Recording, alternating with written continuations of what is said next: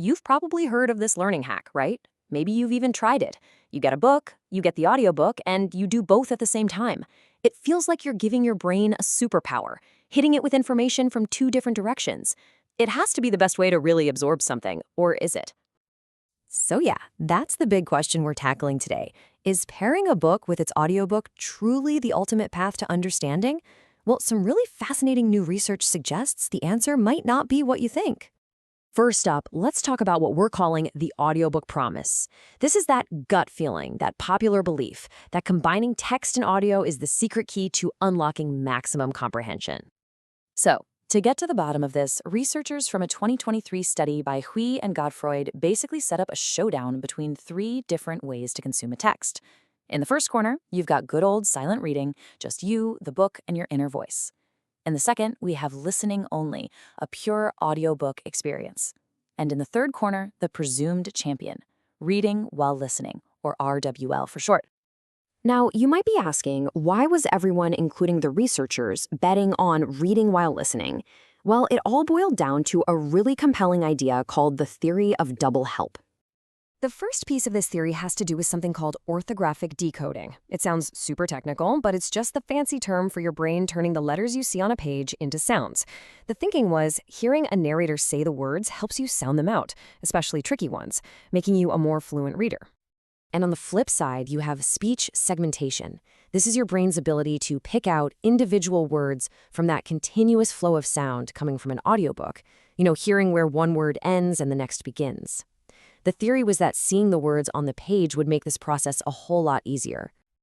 So you see how it's supposed to work? It's like a perfect feedback loop. The audio helps you read the text, and the text helps you understand the audio.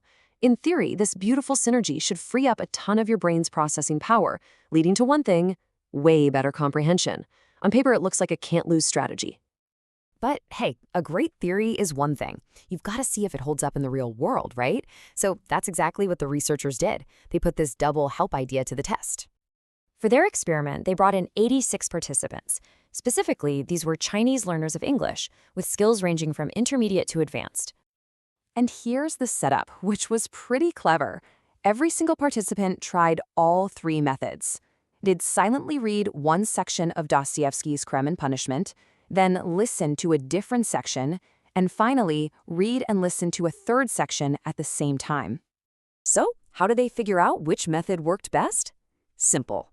After each and every excerpt, the participants had to answer a 20-question quiz to check their understanding. The scores from these quizzes would tell the real story. Okay, the moment of truth. After all the reading, all the listening, and all the testing, it was time to tally up the scores. And this is where things took a very unexpected turn. So who took home the trophy? Was it the high-tech, dual-channel experience of reading while listening, or did one of the classics pull off an upset? Take a look at this. The results are right here on this chart, and they are crystal clear. The top scores for comprehension, by a noticeable margin, came from silent reading. Reading while listening slotted into second place, and, just as you might expect, listening only came in third. The supposed superpower? Well, it wasn't the strongest after all.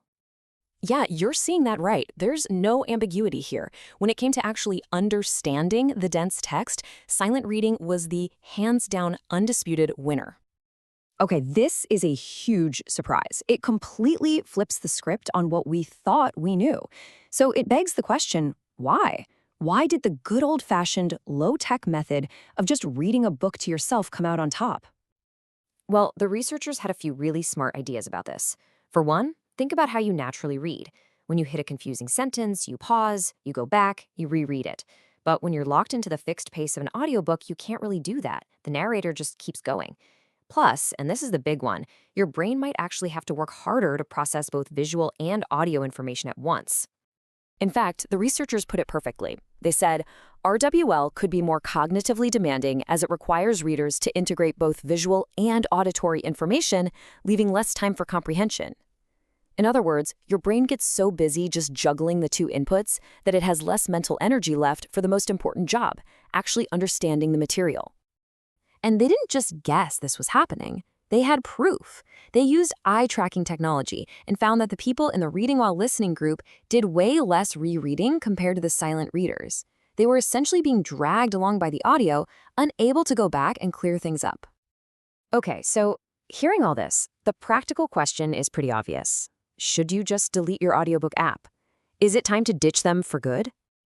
No, absolutely not. Audiobooks are incredible for so many reasons. For enjoying a story while you drive, for accessibility, for multitasking. But what this research tells us is that it's about choosing the right tool for the job.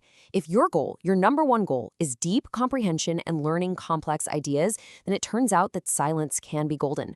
Turning off the audio and just focusing your eyes on the page might be the real learning superpower.